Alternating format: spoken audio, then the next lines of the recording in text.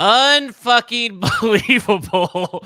And how appropriate that we were planning to go live at 2 p.m. anyway. And then all of a sudden, this news drops, and I'm not really prepared for it because Tim Kelly has been hired as offensive coordinator. Charles London has been hired as passing game coordinator and quarterbacks, and the Chris Harris hire has been made official as well. Welcome into Football and Other F Words, sponsored by Jaspers. I love Jaspers. I love it a lot more than I love this hire. This is going to be a Tim Kelly as offensive coordinator is more than likely going to end in disaster. It changes my whole philosophy on this offseason.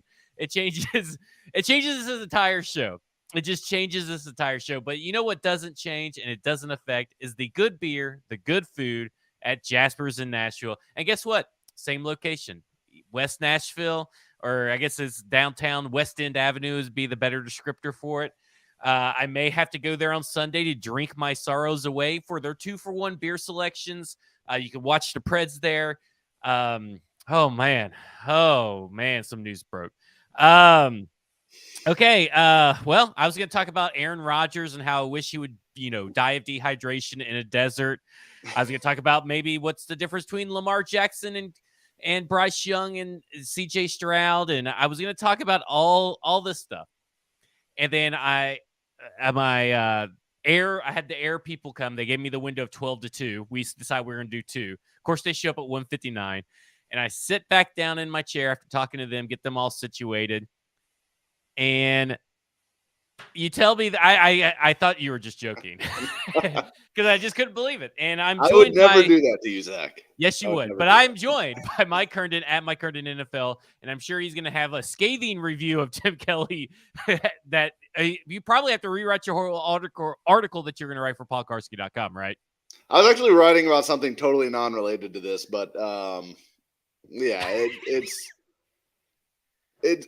so let's run through the other moves that are associated with this because it's all just come out because there's a lot of it. It's Tim Kelly goes to offensive coordinator. Charles London has been hired as passing game coordinator, and he will now be the quarterbacks coach. Oh, yeah, which is interesting.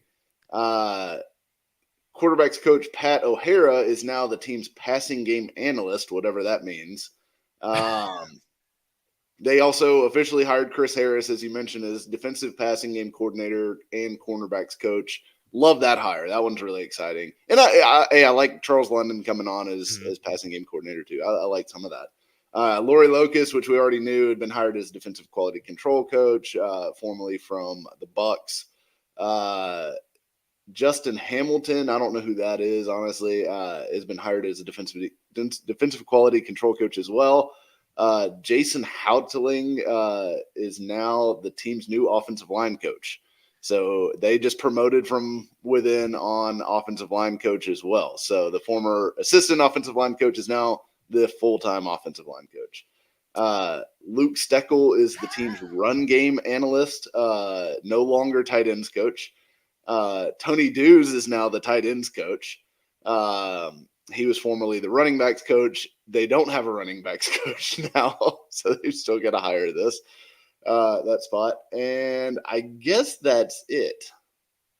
Pretty much everybody on the offensive staff moves positions.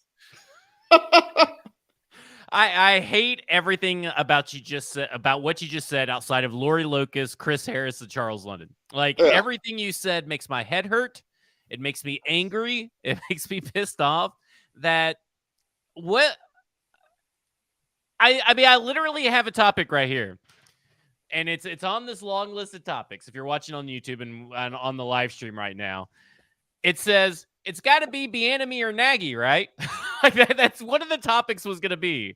It's got to be Bieniemy or Nagy because why make us fucking wait through all this? Couldn't you have hired Charles London earlier this week? Couldn't you have hired? At this point, it must mean Eric Bieniemy is going back to the Chiefs, and Matt Nagy said, "No, I'm not. I'm ghosting you, man." Let me tell you something. I don't know if it's Tim Hasselbeck or Trent Dilfer that's been on this tear on 102.5 that it's definitely Matt Nagy. Here's what I'll say to this Trent Dilfer or whoever it was.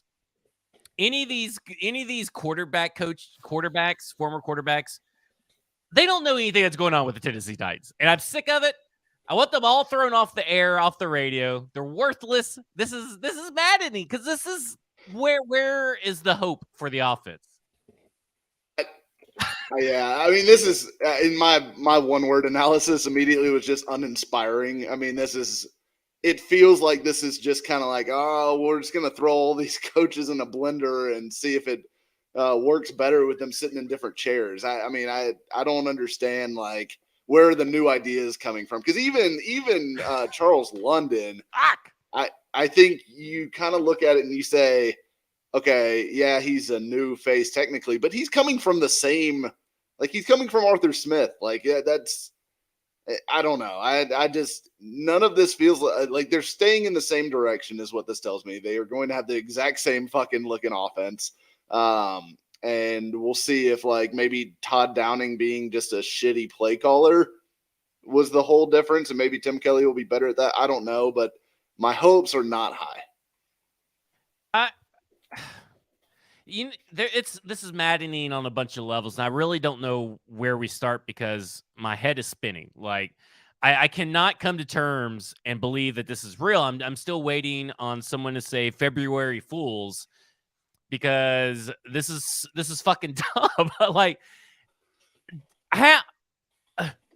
okay. How much leeway does Mike Vrabel have now with this offense? Because at this point, it looks like if I had to guess, that means Ryan Tannehill's probably getting an extension, Derrick Henry's coming back, and they're just going to build around those two. So if you're just essentially running it back with hopefully a better offensive line coached by Jason Hoteling, which I believe is how you pronounce it. I think you're right. Jason Hoteling, what is there to look at? I guess, how do you sell this to a fan base that was given the idea and hope that we're going to get really diverse, we're going to get creative, we're going to get better on offense? Hey, look at us, we're interviewing Eric Bieniemy. Hey, look at us, we're interviewing Matt Nagy. I don't understand where the hope lies. Mike, help me find the hope. Help, because I know sometimes I spin and I go in this dark, deep abyss, and it's hard for me to get out. And I'm coming off a high. I mean, I had fun at the Senior Bowl. I wrote a kick-ass article about Rand Carthon and his involvement and his philosophy approach at the Senior Bowl, which you can get at stackingtheinbox.substack.com. Over 2,000 words. I was in the middle of doing some Senior Bowl pro comps that were associated with the 49ers. And then this bullshit happens. I mean, this bullshit just literally falls from the sky or comes up from hell to rip out any hope that I may have about this team in 2022 or 2023. In fact, fast forward to 2024, I'm ready for whatever's next. Like, I have just given up already. February 2023, Zach has given up. Bring on Caleb Williams and Drake May, right? I mean, I don't know. Like I said, it's really hard to be excited about. I guess if you're looking for hope, the hope is that, look, structurally, we know this offense generally works. We saw it work with Arthur Smith, where obviously, they're bringing back Charles London to be, which the other thing about Charles London being passing game coordinator, he's a fucking running backs coach. He's been a quarterback's coach for 1 year. He's a fucking running backs coach. 2 years. Former running back. And he just called his first offensive play or first offensive game at the Senior Bowl. And I think he was the American team. They ran, maybe this is a good sign, but they only attempted 11 rush attempts. If I'm reading this right, I think he only did 11 rush attempts. 11. Yeah. Well, which is okay with me, I guess. But then he was a running backs coach, and now he's just, maybe Mike Vrabel said, hey, I just want to see what all you do. And listen, some of the passing plays were good. I thought they were creative. I thought people executed them well. I thought there was a lot of play action involved as well. But like you said, I mean, I was kind of okay with it being offensive coordinator, but pass game coordinator, quarterbacks coach, and this, hoteling is just who Keith Carter was. I guess he's a fatter, bigger version of Keith Carter. No offense to, I mean, he looks like an offensive line coach. So hey, listen, here's some hope for you guys. As I just totally derail this podcast, by the way. Here's some hope for you guys. At least the offensive line coach looks like an offensive line coach. Well, There's your hope. Cling to it. I mean, it's, I mean, before joining the Titans, Wagner and Colgate. Hoteling was offensive line coach at Colgate, that powerhouse school. No, Hey, at least he worked his way up from offensive coordinator to head coach of Wagner in a few years' time. Yeah, well, okay. Here it is. His nickname apparently is Haas, so maybe that explains why they fired Haas, the equipment guy. Oh my gosh, we found it. Listen, sound the alarms. PK can write a third and final article on this firing of Haas, saying, "Now we know why." And I think PK should write this article. By the way, he should write this article. Asked and answered Haas. For 40 years, the equipment manager Haas was fired to avoid confusion of Haas, the offensive lineman. Yeah, so I don't know. I mean, like, definitely impossible to like really be excited about really any of these to me. I just don't know. I mean, like, maybe these guys are gonna be really good. Who knows? Like, there's always the chance. I think Vrabel's a smart guy. Like, if I'm looking for I don't know. We keep going negative. I'm going to give us some hope here. Okay. I think Vrabel's a smart guy. I think he's a good football coach. I think he's proven to Do mostly these not kind of throw this into question though? Like how long can we live on this? Well, I think it does because of I think. All right, so let me be positive, Zach. Okay, sorry. All right. So I think Vrabel's proven to be mostly a good evaluator of coaching talent. I think most of the coaches he's hired have been pretty good for the most part. Todd Downing, an obvious exception, but Matt LaFleur has proven to be a pretty good football coach. Arthur Smith is a very good football coach. They have done some good things with coaching evaluations on this staff.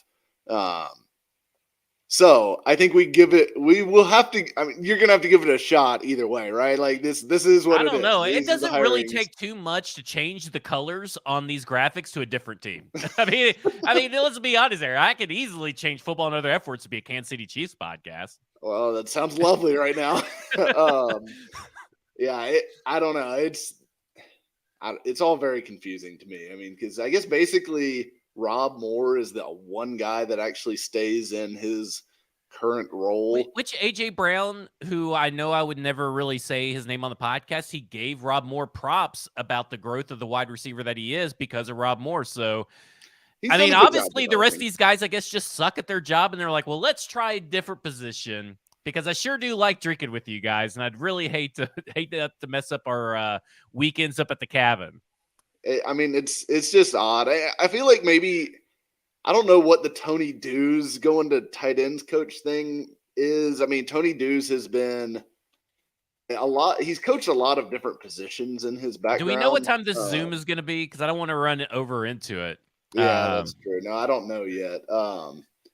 But I think he's only coached tight ends like 3 years total. So that's interesting. It does feel to me like they're setting up Tony Dews to eventually be an offensive coordinator by moving him to the tight ends coach role, because we all know that's where Titans offensive coordinators come from. Even fucking Tim Kelly. We know that he spent all his time with the tight ends last year. So apparently if you spend time with the Titans tight ends, you will be an offensive coordinator. Yeah, I mean, Luke Steckel, I mean, I guess run game analyst is a promotion, I guess. I would assume so, yeah. Okay. Let's rein it in. I'll try to rein it in as much as possible. Let's go. I got the list pulled up, so let's go one by one and do a quick snippet on them and talk about. Try to be positive. Okay. All right. Okay. 1, 3, 2, 1. Charles London has been hired as pass game coordinator and quarterbacks coach. I like that Charles London is on the staff. I really like everything about Charles London, and I think that this is a good hire. because I think he will eventually be an offensive coordinator. Because I wrote a lot about Charles London at Stacking the Inbox at Substack.com. He is fantastic in interviews. I thought that while he's first off, I'm taller than him, which is really weird because I was on the field with him at the same time at the Senior Bowl. So it's really weird that I'm actually now taller than a coach. I don't know what Keith Carter's actual height was, but I am at least taller, and I definitely weigh more than Charles London. Charles London's very fit. I thought he did a really good job with the quarterbacks, focusing on the offense as a whole, getting everybody rounded up. I will say this, that he was interviewed by the Rams. He was interviewed by the Dolphins for their offensive coordinator position back in 2020, heading into the 2022 season. So there's obviously something there that other people recognize besides Mike Vrabel. So I will give this hire, even though he's not offensive coordinator. I think this is A grade. There's your little bit of positivity. What do you think? All right. What are your concerns? I guess if you're now you could be negative. I'll be my concern with him is just like what we talked about before. He's a former running back who spent most of it, or former running back who spent almost his entire coaching career as a running backs coach until the last 2 years. So I just, as passing game coordinator and quarterbacks coach, I kind of struggle with like, what does he bring to the position? That, I mean, especially, and we can talk about this a little bit after we cool down from the coaching stuff, but especially if the idea is that maybe they'll trade up or maybe they'll try to draft a quarterback this year, and Charles London's going to be charged with developing this guy as after 2 years of quarterback coaching experience. Like I just, that to me is the big concern. It's just a lack of experience with the position. I mean, if you know football, you're around football, like all that stuff. I get that, but like obviously being able to teach technique and things like that, I don't know. I just would like to see somebody that's got a little bit more experience with that specific position being put in that role. I will say this, that in the interviews that he did, they talked about his transition from running back to quarterbacks coach. And he specifically, before he even knew he was getting the quarterback position, he went in and started learning how to be a quarterbacks coach before he ever got hired. He's learned from Dave Rangone. He's learned from TJ Yates, Marcus Bradley, Pep Hamilton, two offensive, I think all of them have been offensive coordinators, at least 3 offensive coordinators and a few quarterbacks coach in that. And he started that in 2019 before he was hired in 2021. Not a lot of experience. And then, of course, you're hired in 2021. You get the corpse of Matt Ryan. Then you get Marcus, who is not very good, and he did as much as he could with him. And then you also got Desmond Ridder, which I think was he started to show promise. So I like the hire, maybe not the position of pass game coordinator, but as we saw last year, that's just a meaningless fucking title to Mike Vrabel, because obviously from what reports were connecting the dots was that Tim Kelly was just a glorified assistant tight ends coach who's now offensive coordinator. Okay, so Chris Harris has been hired as defensive pass game coordinator and cornerbacks coach. This is an official statement by them that he's been hired. I do not think, though, unless there's something in his contract that prevents him from interviewing with the Texans, unless A, he's already turned it down and we're just not aware of it, or B, he's already interviewed and they've already told him he's not getting it. No, so Albert Breer reported that he interviewed yesterday for the Texans DC job, and okay, so this must mean he's taking the job. Yeah, if he does not get it, or maybe he's been told he's not getting it, and this is him officially taking it. But Breer's tweet said that if Houston doesn't hire him as DC, Harris will be locked in on Tennessee staff. So I guess this is the last one that they're really expecting to have to weather here. Yeah, I'm sure they probably told him, like, look, at some point you just got to say, all right, I'm out, and I'm going to be your coach for. This is a great hire. I think we both give this one an A+. We're for sure excited about this. We think that it's going to be awesome. And do you need to talk to me? Okay, hold on. Listen. You talk about Lori Locust while I go talk about air conditioning. I will vamp. All right. So I'm gonna say on the Chris Harris thing, because I think Chris Harris has done a really good job with the Washington defensive backs. And if you look at their group, these last couple years, especially, it's not like he's been dealt like a ton of first round picks. Like Benjamin St. Juice, the Kendall Fuller, who I think is approaching 30 years old now. They've had pretty like mediocre talent level guys in that secondary that he's really coached up and developed into a great group. And it seems like he's certainly a future defensive coordinator. I mean, he's had a ton of interviews this cycle already for DC jobs.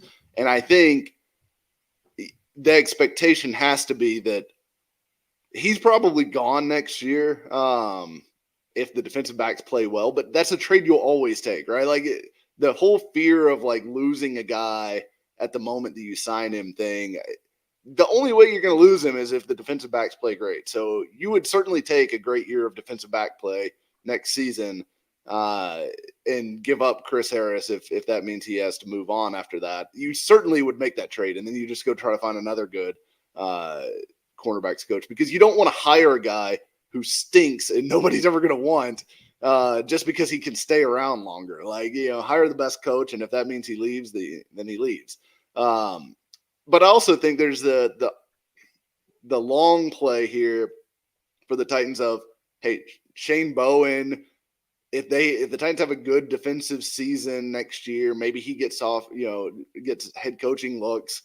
And if he did, you have an automatic, fill in of, hey, we're just going to bump Chris Harris up to DC, backfill his spot, and roll on. So I think he's kind of the DC in waiting if anything was to happen with Shane Bowen getting a head coaching opportunity, which I think Shane Bowen would be a good head coach, frankly, and I think he should get looks. And I'm surprised he didn't get any interviews this year. Yeah, I was a little surprised the Cardinals didn't interview him.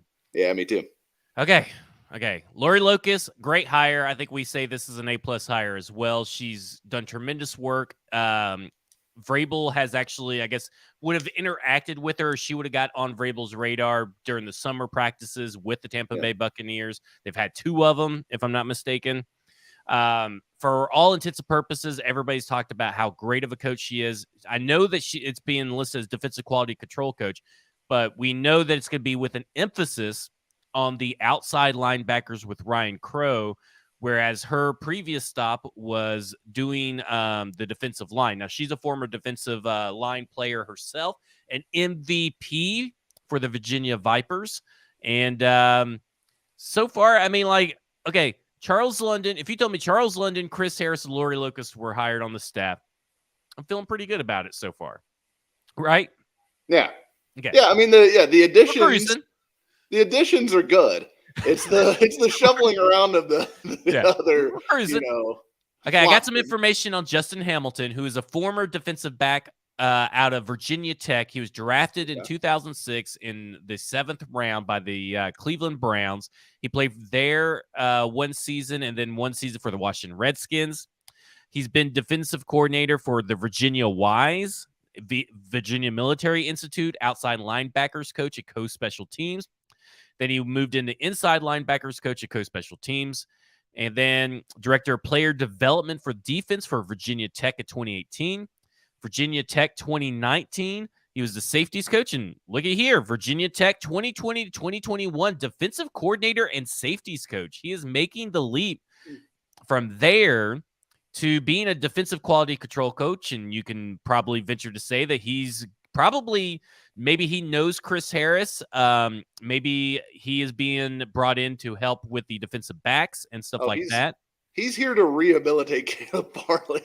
There you go. That is what it is. There you go. He would obviously know Caleb Farley well, and maybe that helps to some degree. Look at that. We're just connecting dots and finding good news everywhere. Caleb Farley, year 3, full force, full in effect. I've been telling everybody this is it. I agree with them. There's just too many numerology coincidences, and now you add in Justin Hamilton. Well, Justin Hamilton's job is just going to be to like run behind Caleb Farley and hold his back together while he practices. He's just sitting there just constantly taping him and putting icy hots on his back.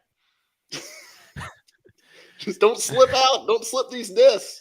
All right, let's go through now the other side of it, the replacements and stuff. We've already hit on Jason Hoteling. I don't understand this part, because unless that Jason was sitting there and just telling Keith Carter, that you're wrong, we don't need to be doing this, or we should have been doing this. And if Hey, he Dylan didn't, Radins is better than Dennis Daly. yeah. Let's try it. And if he didn't say any of that stuff, then he's kind of a weak coward. And so, like, I don't understand promoting from within for this particular position group, especially taking a guy that's been under Keith Carter and then saying, hey, now we're going to just, instead of doing something different that helps this team, we're going to bring in someone with less experience as an offensive line coach at the pro level and say, okay, now coach our guys. Maybe he's Ben Jones's drinking buddy, and this is the end that they need to make sure that Ben Jones doesn't retire.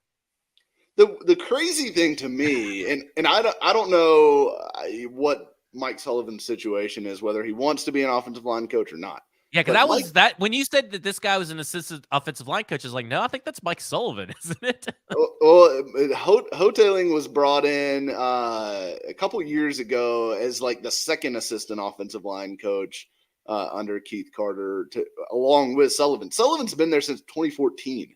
Like, he predates Vrabel. And has been an assistant offensive line coach the whole time. And prior to that, he had been an offensive line coach with the Browns and with the Chargers. So he's done like the primary position coach job before, has a ton of experience. So I'm not sure why he doesn't, get the opportunity here. Unless he just doesn't want it. Maybe he just is like, I'm not really into those hours anymore. I just want to do what, almost, who knows what his situation is, but it's just odd. It's just odd that Hoteling, who has almost no experience at the NFL level, all of it coming in the last, 2 years? 2 years. Keith Carter, as things were in decline with the Titans offensive line, is the guy that gets the promotion. I mean, look, who knows? For all we know, I don't know anything about Hoteling besides just what you can read on his Wikipedia. And where he's been, whatever. Well, listen, he tutored Wagner's record-setting quarterback, Nick Doschler, who finished his career ranked first in school history and second in conference history with 8,404 yards of total offense. Doschler's 6,100 passing yards also established a team record. Well, if you're telling me that they got the guy that produced Doschler, then this changes everything. Everything. And, I take it all back. Hoteling for offense. He coached quarterback Jeff Matthews, who led the Ivy League in attempts in 2013 before signing a rookie free agent contract. You talking about the Jeff Matthews? The Jeff Matthews, former Atlanta Falcons rookie, great Jake Matthews. I feel so bad because we're just making fun of someone's career, and he's just doing the best that he can. And that's what I'm saying. Like, he could be a really good coach. For all we know, like, he's a super bright guy that has some really good ideas, or is a really good teacher, and Vrabel loves him and has thought. But likely he could just funnel a beer the fastest. Or maybe he's just got some really funny jokes in the deer stand. We don't know that. Luke Steckel's now the team's run game analyst. Luke Steckel, who was surprisingly interviewed for the Chargers offensive coordinator position, which is always a good sign when you see random coaches get hired, because that means there's good things being said about them behind the scenes.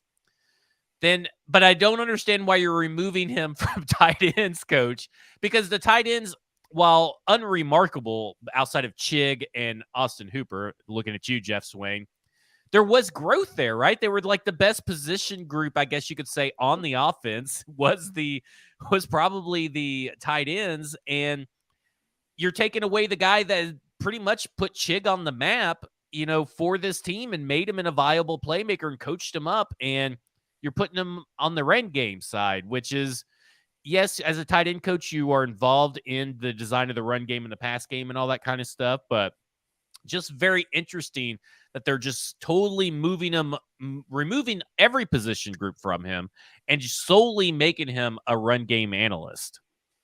And, those positions are really interesting to me because, you've got the passing game coordinator and Hoteling doesn't have this on his title, but when Keith Carter was here, and he didn't have it on his title either, he was the de facto run game coordinator. He was kind of the one that was, designing the run game, working with Todd Downing as far as like what kind of run calls they wanted to have in each week versus different looks, different fronts, that kind of thing. So I would imagine Hoteling's going to have that same responsibility without anybody having the actual title of run game coordinator. So I really would love to know what this pass game analyst and run game analyst, what these positions really do. I mean, it doesn't seem like it seems like it's got to be a relatively important role, given the fact that, like you said, Steckel did get offensive coordinator interview or one offensive coordinator interview. And O'Hara, I've always thought has done a pretty good job as quarterbacks coach. Now, like obviously Malik Willis didn't come along like anyone hoped, but if you look at what he did with Josh Dobbs as far as getting him ready to play in 8 days or whatever it was before he had that first start against the Cowboys, and he looked pretty competent. He looked like he knew the offense, that kind of thing. I thought he did good work there too. So, and Tannehill's had the best years of his career here under O'Hara. So I can't imagine this is like a demotion or them putting him out to pasture or anything like that. I got a little conspiracy theory for you. Okay. Okay, here's what I got for Luke Steckel. At least I'll come up with one for Pat O'Hara while I talk. Luke Steckel. Mike Vrabel said, I when I talk about loyalty and coaching staff loyalty and all this stuff in his end of the season press conference, he talked about coaches that maybe are looking for opportunity, constantly looking for opportunities elsewhere. Well, we know that Luke Steckel got on people's radar, and he went over and looked elsewhere. Maybe this is a demotion for Luke Steckel, and they're saying, hey, we know you didn't get a job, and we know no one else wants you, and we want to move on from you, so we'll just give you a silly little title like run game analyst, and just have some fun, collect a paycheck. Well, Vrabel did say what he talked about the loyalty thing, right? It was right. I want coaches that are loyal, not out there looking for the next job. And maybe. And maybe Pat O'Hara is being moved away from quarterbacks coach because he does offer a lot of insight. Maybe he's going to pass game analyst though, because he didn't develop Malik Willis, and maybe that's a big issue because Rand Carthon did say he wants Malik Willis to be Patrick Mahomes. Oh, Jesus. Of course. Yeah. Breaking news. GM would like shitty QB to be more like best QB in the league. That's But I do have to say that all this running it back kind of feeling and all of this that's going on makes me really believe that they are going to maybe invest a little bit more effort into Malik Willis. Doesn't this kind of look that way? You keep a guy that kind of was already around who developed Deshaun Watson. You still keep Pat O'Hara on. You got, you move Luke Steckel around. You got you keep the same kind of like offensive line coaching tree going. And you bring in Charles London, who worked with Desmond Ridder, who made Desmond Ridder improve week after week or helped Desmond Ridder improve. So he knows firsthand what Arthur Smith did to make Desmond Ridder passable. So maybe there's a little bit more RPOs coming. Maybe there's a little bit of this.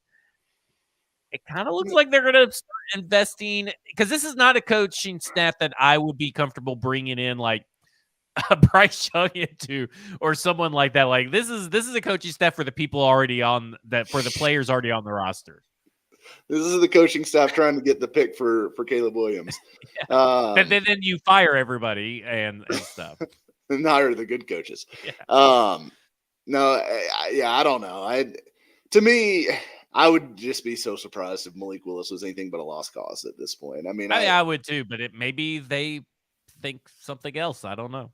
Listen, let me say something. Hard to judge Malik with the unit he had around him last year. No, it isn't. Thank you for your input. It's incorrect. That is wrong. It's not hard to judge him. Can he get better? Yes, but he's a backup. It's set in stone. I think the supporting cast was poor around him, but he was also terrible. I think terrible. Both are true. Josh Dobbs just really proved everything you need to know about Malik Willis, in my opinion.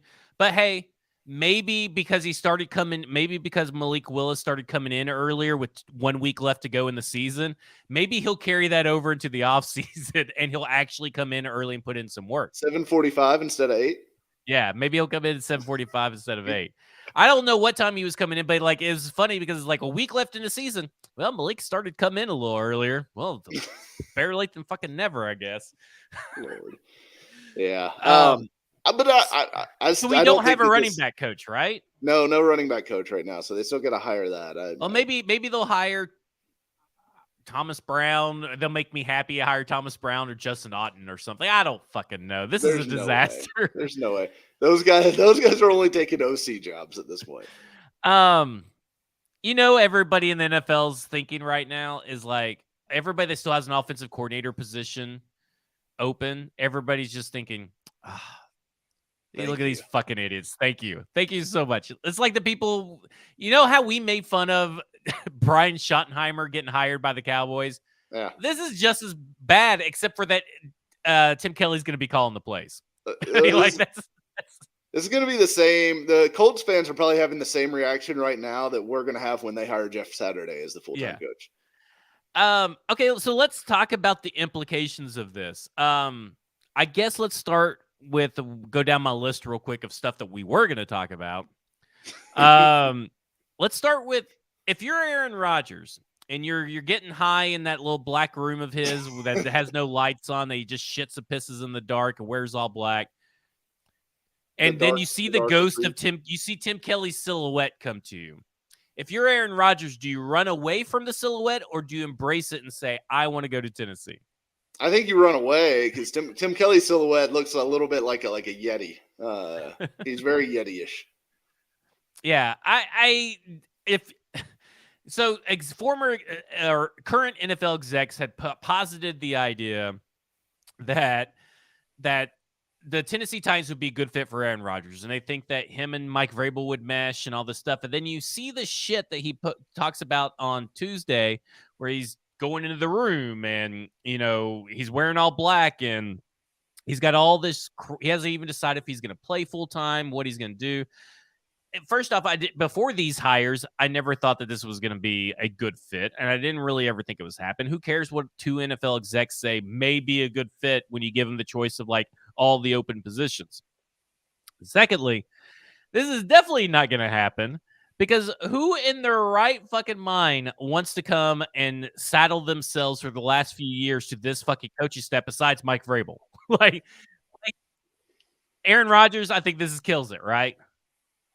Oh, yeah. I mean, no quarterback in their right mind would choose to come here at this point. Like that is such a farce. Like, give me a break on like the Lamar Jackson stuff, the Aaron Rodgers stuff, any of that. Like, who's going to come to Tennessee and be like, hey, you know what? They have no proven receivers. They have an offensive coordinator who, is not very popular, doesn't seem to be that great. Their quarterbacks coach who's going to be working with me is a former running back who, has been a running backs coach for all but 2 of his career seasons as a coach. They have a running back who they want to give the ball to 35 times a game anyways. And by the way, he can't really catch passes very well. So why do I want to go to Tennessee if I'm a quarterback? That like in no way, shape, or form, unless it's just like Aaron Rodgers is just like, hey, I love Braves and Braves is my boy, and I just want to like chill and do ayahuasca in Vrabel's basement or whatever. That would be the one thing, but I don't take Braves as an ayahuasca guy. So for a team who does not like to pass the ball, having a passing game coordinator and a passing game analyst on top of a run game, first off, on top of having the offensive coordinator as well. That seems like such a fucking waste of titles. Like, that is just a waste of paper for business cards, a waste of time for the janitor to change the plaque out on the door, shifting, who's in what office. This seems ridiculous. They don't even like passing the ball. Why do they need a passing game analyst and a passing game coordinator? Well, they just want to study the things that other teams do. So Todd, the Pat O'Hara is just gonna be sitting there and say, "Well, this team's doing this," and then someone's gonna be like, "Well, but we run the ball here." So it's like that's pretty cool. They're just spinning in their chairs during the meetings, like, "Woo!" Pat O'Hara's like, "Wow, the Chiefs are doing this really cool concept. Maybe we should incorporate it." And they're like, we're just gonna give it to Henry." What was the someone in the chat will have to help, but what was the games in the office where they played like the Olympic games when Michael Scott left? I don't know what those were called, But that's what they're probably doing in the passing game coordination room is like Mike Vrabel leaves and they just fucking do whatever they want. They're just like doing these little like Olympics, ball Uh, tossed and Flurgenton. Yes, Flurgenton. Thank you. Flurgenton, that's it. Yeah, they're doing Flurgenton when he's gone. And then when he comes back, all that. Okay. I know we're going through a couple different things, but I need to jump back into Todd Downing real quick because this is a question I've seen a few different times. Why wasn't Downing fired earlier in the year if they were just going to promote Tim Kelly again? Like, why not just fire him? I kept screaming this, and you're like, well, he's probably not that good. And look, they just fucking gave him the full-time job. Just mad. I mean, I think it's just because they didn't believe that I don't think Vrabel believes in making mid-season coaching changes. I just think that's like something that he feels is more disruptive than anything else, than it's going to be helpful. Whether he's right or wrong, these guys got at least a full year of job security because they ain't getting fucking fired in the season. Right? Yeah. I mean, like right or wrong, I think that's just what it is. I think Vrabel doesn't believe that it would have helped. It would have just been more of a distraction, more of a disruption than just riding it out. But I mean.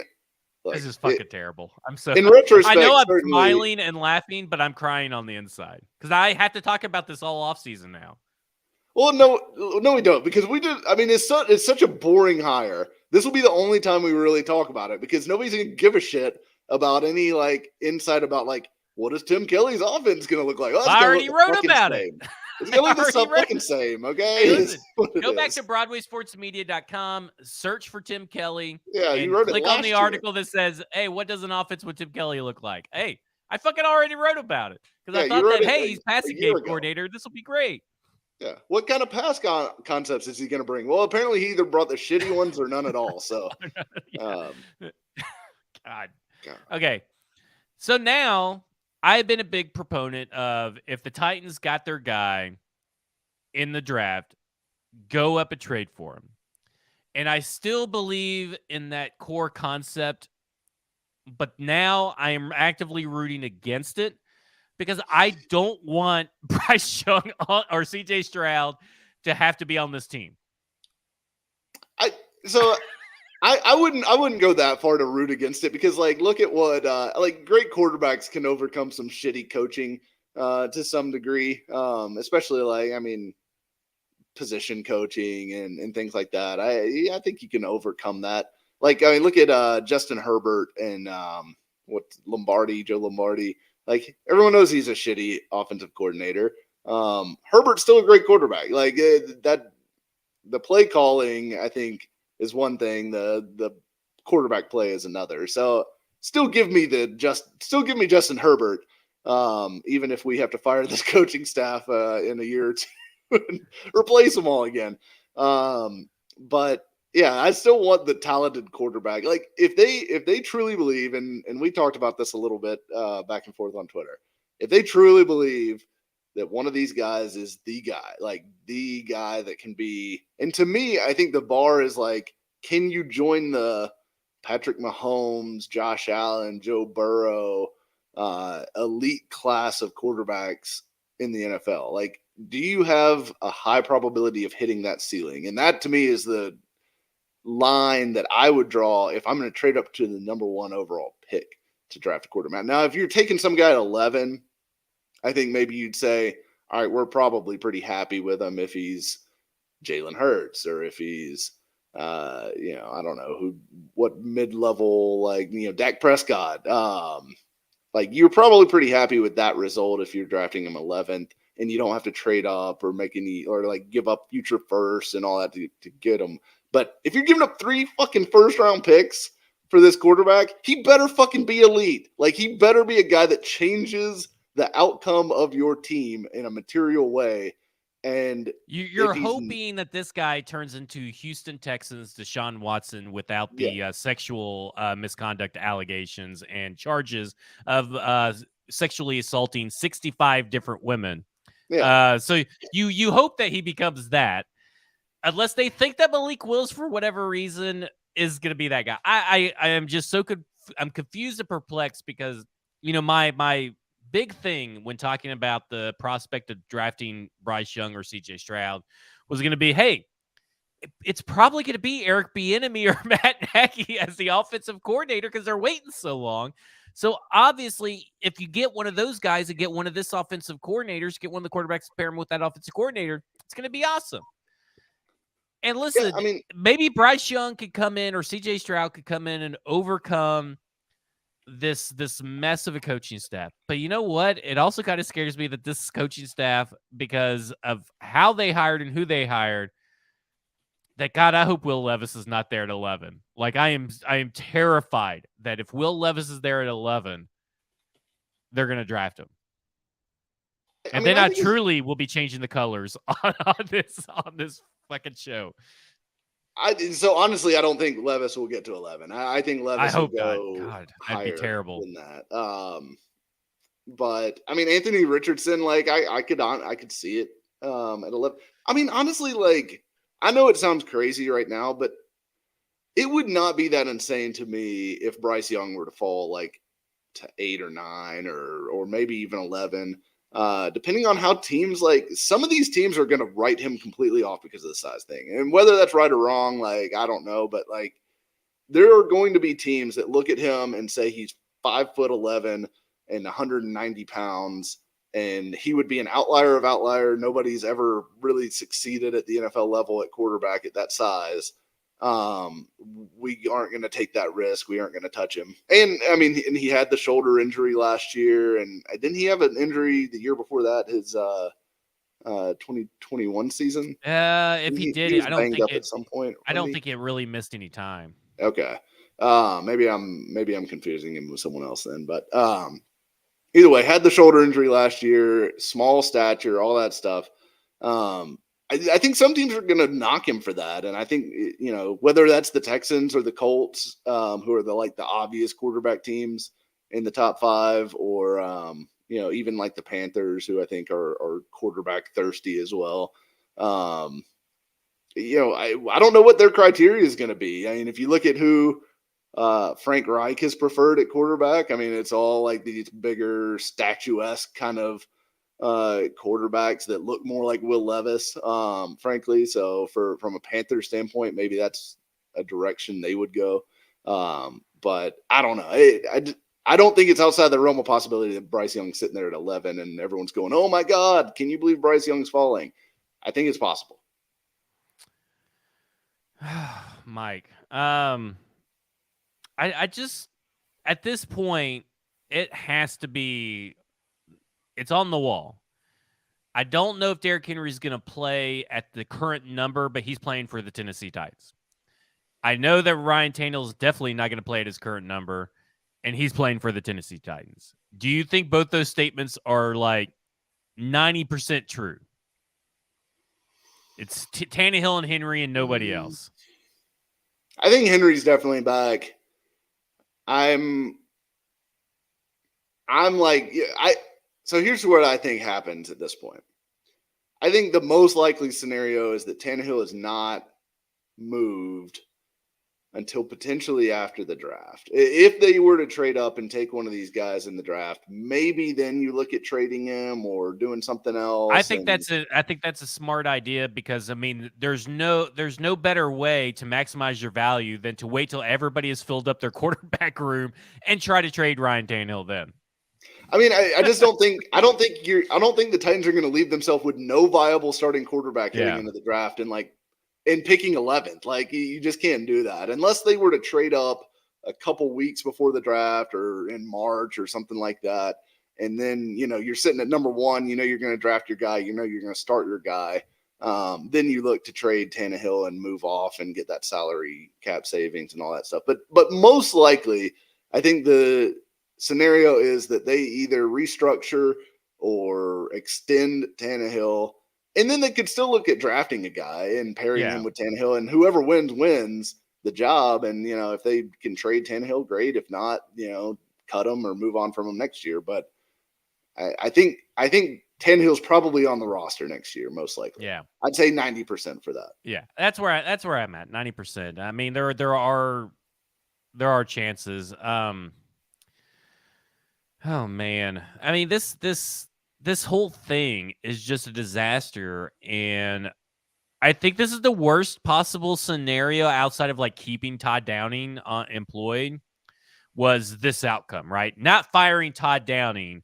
If I had to construct a weird, silly, dumb scenario, it would be pretty much keeping your entire offensive staff together, adding in some random guy, and then promoting Tim Kelly. Like this is like a nightmare scenario, for me. Wouldn't you It's say this is the worst scenario that could have been? it's up there for sure. I mean, Yeah. I guess like worst case would have been no Charles London either. Yeah, I don't know. Like maybe that's putting way too much on Charles London Yeah. shoulders to save this from being a total disaster. But I think the like moving guys around seems random a little bit. I mean, maybe there's some more sense to it than what's like readily available, but it's definitely it's hard to make sense of it just looking at it on paper and say, and okay, and he's sure, gonna we're all be just in front of the media at 4:30, which is because he has 2.5 hours to plan whatever smart ass snide remark he's gonna have for everybody. Because everybody should be grilling him, wondering, well, okay, so what was Tim Kelly's involvement last year? You say he's passing game coordinator, but if that's the case, then why are you hiring some guy that you didn't even get you 3,000 yards passing? yeah. I I mean, mean, I hope he gets questions like that in this I press conference because yeah, and also I think that they have to ask the questions of why are we moving all these position coaches around to different spots? I mean, I hope this is not a situation where he's going to say, oh, well, we really like our coaching staff to be well rounded and cross trained. Fuck that shit. This is the NFL. yeah. This is not cross training. This is you specialize in a position, you get really fucking good at coaching it, and you either get promoted or just stay coaching that position. There's no like cross training. Fucking spare me that answer if that is the route he goes on some of that. Yeah, there needs to be a lot of questions. I don't think there needs to be as many questions about Charles Lynn, Chris Harris, Lori Locust, or Justin Hamilton, to be honest with you. I don't think that those hires need to be the focus point. I know that someone's probably going to ask, a question about someone's family or something, because that's what they love, these human interest piece stories that don't fucking matter in the NFL world. But I mean, there just looks like to me, and Jabari Martin put it up, shuffling the deck on the Titanic. I mean, that's what it seems like. So I want to end with this, because we both love Mike Vrabel, and we both talk about how smart of a coach he is. And he went on the record and said, I've learned a lot about hiring my staff, and I think we're going to hire a great staff. It's pretty much what he said. But he said he's learned a lot. This does not seem like a guy that learned anything. If this offensive staff fails again, and we're talking that this team, barring injuries, this team goes in and looks a lot like 2021 and 2022 offense, where they're not getting production, they're not modernized. Where do you put Mike Vrabel on? When does Mike Vrabel get the blame? Because this seems like, to me, this is like 2021 to 2022, and now 2023 is not looking good. At some point, Mike Vrabel has to get the blame. Is he just doing this purposely so he can have an easier out to go to Ohio State? I mean, I think now is the time he is officially like this offensive staff is on him. Because I think people do understand the idea of like he had this staff together, it was working offensively, and he decided, all right, well, we're just going to slide Downing in for Arthur Smith. He had play calling experience before. I think everyone understood the reasoning behind that one when he made that move to elevate Downing. But I think now that that's failed once, and this feels the same. This feels like, okay, you're just doing another internal promotion, from a guy who maybe doesn't totally deserve it, who has called plays before and like had mixed bag success. Like I still think Tim Kelly actually did a pretty decent job as a play caller for the Texans for the most part. But it's not like he was blowing people away. Well, nobody hired him for an offensive coordinator position, and nobody Right. even attempted to interview him this year. for an Right, offensive coordinator. exactly. So it's not like the people are banging down Tim Kelly's door here.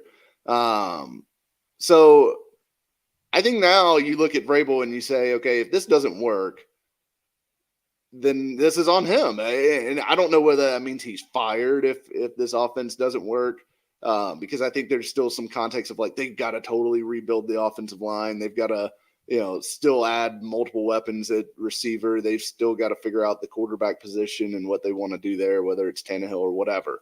So there's stuff that we can look at and say, okay, personnel, how much did Rand Carthon help him here?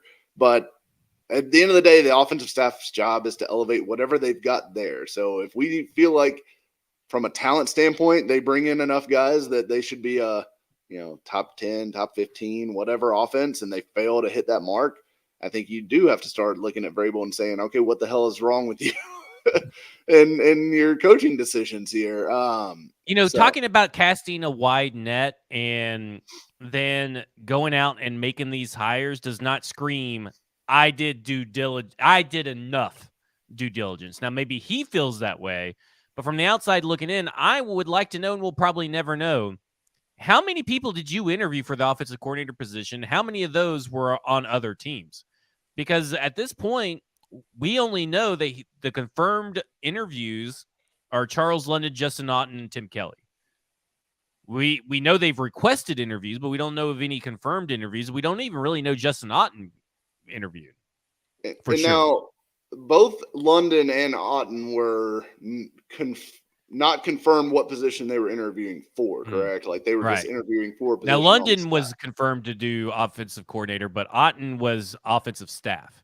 So maybe he could still be your running backs coach because he did do a lot with the run game over in Denver. But at this point, I just wonder, how wide was this net that you cast? So how many people did you interview? And at this point, if you're not interviewing, I think 6 or 7 people for your offensive coordinator position, specifically people that are in the Super Bowl, and you're not casting that wide of a net, and it's like, oh, we interviewed Luke Steckel, Tim Kelly, and Charles London. That's not enough. That's not casting a wide net, and that's doing a disservice for your franchise, for your players, and for your owner. And Amy Adams Strunk, I don't know, like this right here cannot sit well with Amy Adams Strunk, I would have to imagine, right? I don't know. I mean, I would imagine that they discuss this at least, because this is a pretty important move from a franchise standpoint. I have to imagine, and she was all about collaboration and wanting to be in the loop and all that. I can't imagine Vrabel just went and made this move without talking to her about it or her signing off on it to some degree. I would say that she's probably just like, okay, Mike, looking at the list, this is what you want. I mean, I guess so. I mean, like maybe she's just like, this is what you want. I would advise, because I would look at this list. If he brought me this plan and I have to approve it, I'd look at it and go, no. Are you high and drunk right now? Do we need to get you drug tested? Did you drive here? Please tell me you lifted here. My other scenario here that I feel like we have to throw it out is like, what if they just couldn't get any of these other guys interested? Like, what if Otten and Nagy and Bieniemy and all these guys, what if they just weren't interested? What if they were like, you want me to come coach Ryan Tannehill with 0 offensive line and 0 receivers? Like, no, thank you. I am not interested. Maybe Mike Vrabel's, hey, all roads go through me, and they are like, no, I need some autonomy. Yeah, or that Vrabel says, you're going to run the ball on 70% of your first downs. That's a rule around here. And they're like, no, fuck that. I'm not doing that and putting it on my resume. I think it's certainly possible that they struck out on other coaches that they might have liked to hire. That's not outside of the question. And I would certainly understand it if other coaches looked at this job and were like, I don't really want that on my resume. I don't want to like peg my future head coaching opportunities based off of what they've got there right now. Like, it was different when they had AJ Brown and a good offensive line and things like that. But now it's a much harder sell, I think, really to any offensive coordinator, because there's not parts and pieces that you're excited about on this offense. You've got a 30-year-old running back and that's it. Like, and a tight end that you're excited about, and a wide receiver that you're kind of excited about. But both of those guys are just so young, you don't know what kind of direction they're going to head at this point. But I think it's possible. Yeah, they just said fuck off, and he was like, "Okay, I'm stuck with Tim Kelly." So one last question before I, I've got one more for you. Okay, well, I'm gonna go drown my sorrows at Jasper's. They don't have 2-for-1s, but if my feelings are hurts, my wallets need to hurt. So who gives a full shit? Price sorrows. Full price. Let's do it. So one last question: is there a possibility? Because Tim Kelly comes from the spread offense of Bill O'Brien, which is the pro-style spread offense. Now, he has 1 year with the West Coast offense. Are we going to see a different kind of scheme? I think it's possible because of the change at offensive line coach. Like, if they had kept Keith Carter and just promoted Tim Kelly, I would have said, no, they're going to stick to the same overall scheme that we've seen. But I do think there's a chance that this moves in a different direction, especially, like, everybody's kind of shuffling roles here. So if there's ever a time to like really make some significant change to the structure of what this offense looks like, I think it's now, with, just different people in different places, and obviously Tim Kelly taking over. Okay. What's your question for me? My question for you, why is Charles London making this move? Because he was a quarterbacks coach in Atlanta. Were they just not willing to give him the passing game coordinator title there, or? I don't know what appeals him over here, other than maybe it is the fact that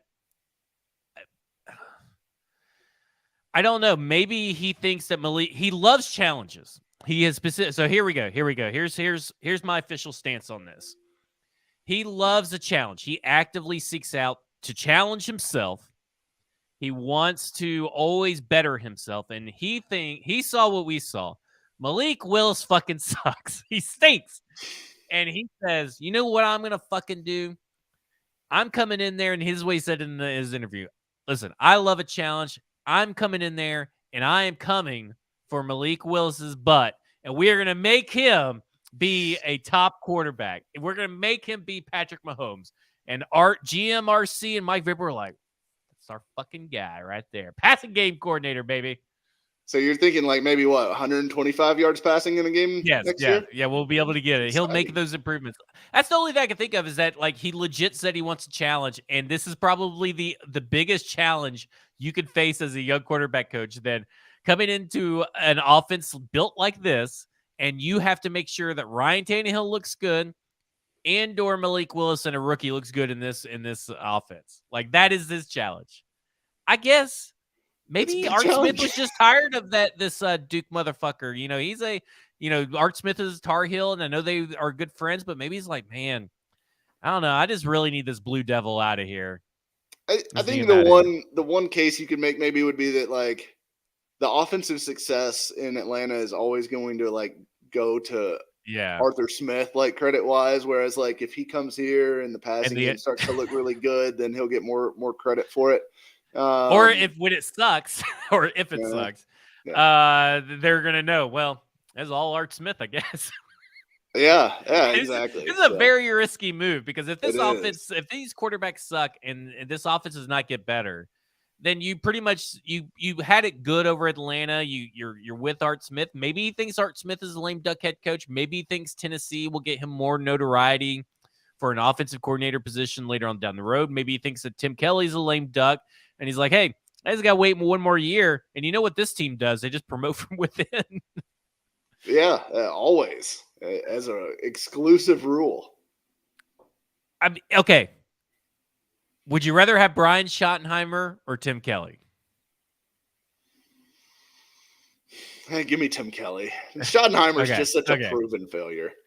Yeah, I think I'm with you. I mean, there's a lot more meat on the bones of Tim Kelly's career. If I wanted to at least spin it positively, there's a lot of meat left on Tim Kelly's career as far as an offensive coordinator. We have only seen 1.5 years of being a play caller, but only like 2 or 3 years of being an offensive coordinator. Whereas Brian Schottenheimer, chased away Trevor Lawrence, and he's been proven to be a bad offensive play caller, bad offensive coordinator.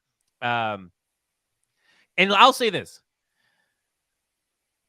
The problem with being one of these contrarians on Twitter that says, well, you all wanted Tim Kelly last year, to be offensive coordinator in the middle of the season. Now you got him, and now the sky's falling. Did you not watch the whole entire year? And all we said was he's got to be better than Todd Downing. And all we've said since the offseason is being just better than Todd Downing is not good enough for the next OC. It needs to be a higher bar. We, at the time, were trying to save the Titans season. This does not save the Titans season.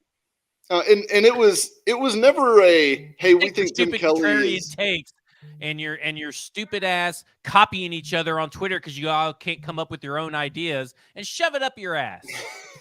But and I also think that we've got to say that the Tim Kelly, most of the Tim Kelly chafing for the fan base last year was not a, hey, we think Tim Kelly is the greatest offensive coordinator in the world. It was, hey, anyone's got to be better than this guy.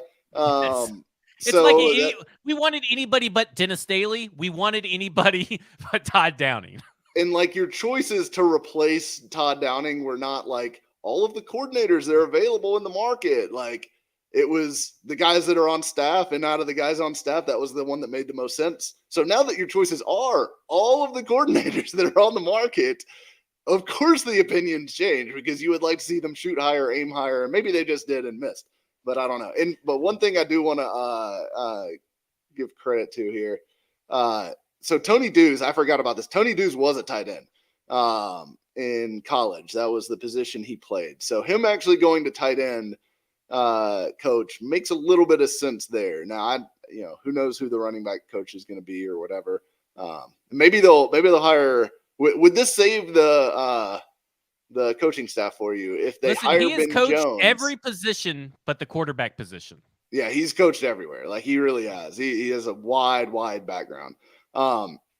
Say they hire Ben Jones after he retires as assistant offensive line coach, or running backs coach. Would that save the offensive coaching staff for you? No. There's nothing. You don't care. No. I will say this. I want to leave you with one awful take that I heard this week, and I think I heard it yesterday. It was on Buck's show, of course. And he said that Brian Schottenheimer was once a name synonymous with the offensive revolution in the NFL. Was he? No, he fucking wasn't. I don't know what Buck is just saying. He's just saying shit. But what a horrible thing to say. It was just something that made me laugh. It's just as bad as his little contrarian take, on here. That's going to do it for us. Once again, come join me at Jasper's. I'll be there indefinitely, just drinking every day, developing alcoholism, hoping that my liver fails, and it takes me. It takes me because I'm so at least I will say this. One silver lining in all this is that possibly Rand Carthon can assemble a team with young players and free agents in the draft and can assemble a team that not even this coaching staff could fuck up. I have that much faith in RC that he's going to pull us. He's going to pull us out of it. How about that? I hope he likes challenges too. Yeah. That will do it for us. Go Jaspers, Nashville. Stackingtheinbox.substack.com. I wrote a great piece today on Tuesday that's in your inbox already. It's over 2,000 words talking about Rand Carthon and what he has said at the Senior Bowl last week and what he has shown in the past drafting players from the Senior Bowl. Ties it all into Mike Vrabel, who's obviously a fucking liar, so I don't know why he even did that, because Mike Vrabel cannot be trusted with the words that come out of his mouth. On Wednesday, Mike will have an article up on podcarsky.com. I will also have an article on stackingtheinbox.substack.com. You can follow him on Twitter at Mike Herndon NFL. You can follow me on Twitter at FWordsPod. This could be one of the very last episodes that we do as a Titans podcast, as we are shifting gears and pivoting. If everybody else is pivoting to new positions, we might as well as while we're at it. But for Mike, my name's Zach. This has been a wild episode, probably one of our best episodes of football and other F words. And you and us and the Titans fans and the Titans players have just been effed.